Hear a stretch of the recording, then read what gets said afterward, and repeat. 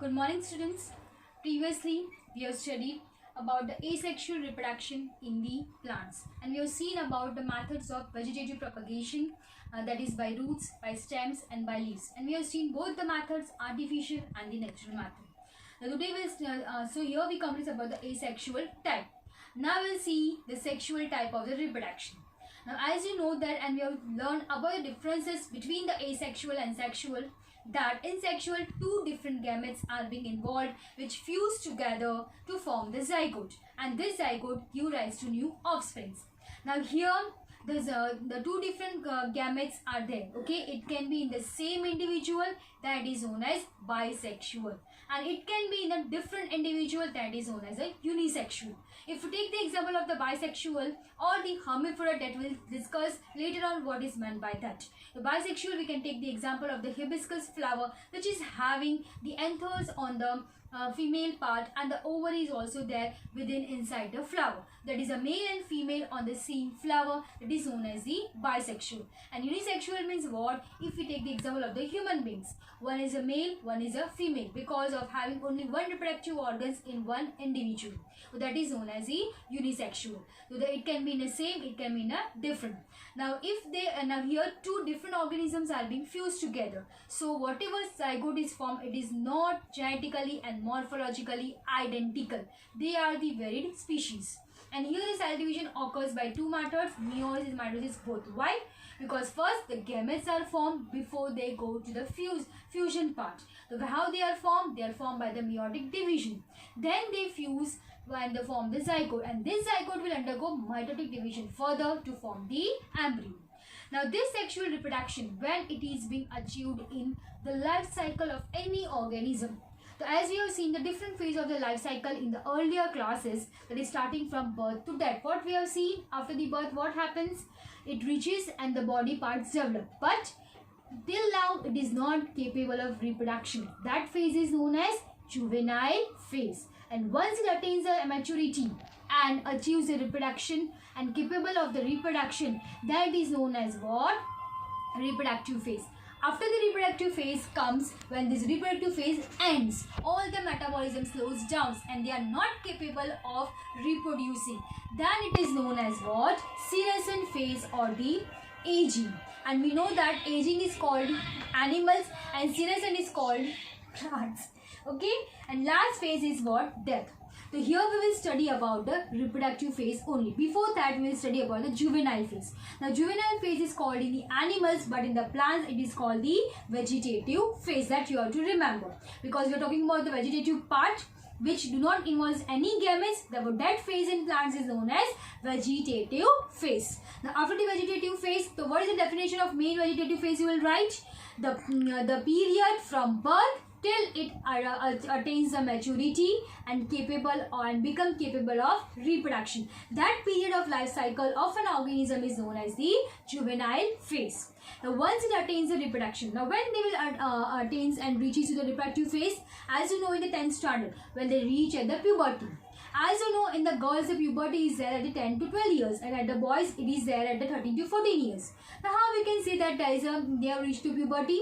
It is determining what, demarking what? Onset of the puberty. How? By reproduction and by the production of what? Reproductive hormones, which is known as androgen.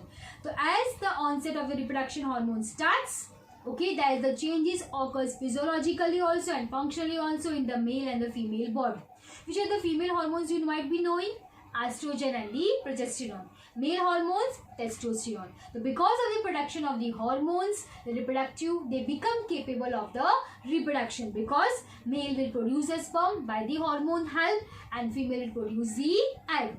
And until they form the egg and sperm, these are the gametes. So until they form the gametes, because without gametes the fusion is not possible in the sexual reproduction. So first we will see the reproductive phase in the plants. Now in the plants, the reproductive phase starts. How will determine? So there the flowers develop. So when the flower develop, when they mature, at that time only from the bud the flower grows.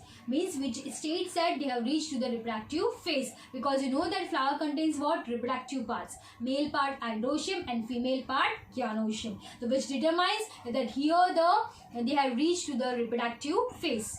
Now in some plants, okay, some plants completes its whole life cycle in 1 year. So such plants are known as annual plants. Some plants completes its whole life cycle in 2 years. Then it is known as biennial plants. Now in these two plants, we can see in whole its lifespan, we can see all the 3 phases: juvenile, reproductive and senescent. If we want to study, we can clearly study. Why? Because the life cycle period is very small, that is 1 year and 2 years. But there is one more plant, an unusual phenomena is seen. That phenomena is what? Some plants takes more than 2 years of the life cycle. So if it is taking more than 50 or 60 years, then will it be possible, okay, to do study about all the 3 phases in that plant? Not possible.